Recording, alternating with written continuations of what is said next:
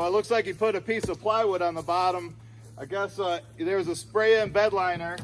Like I said, this is a 2003, and they're starting to get some rusted out holes in it.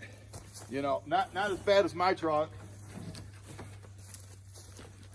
but that plywood will keep it solid.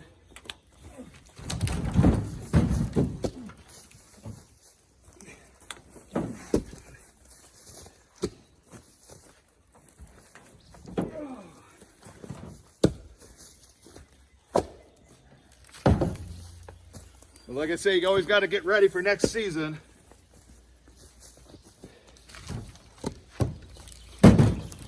Be sure to give this video a thumbs up if you like the King's new truck. You know,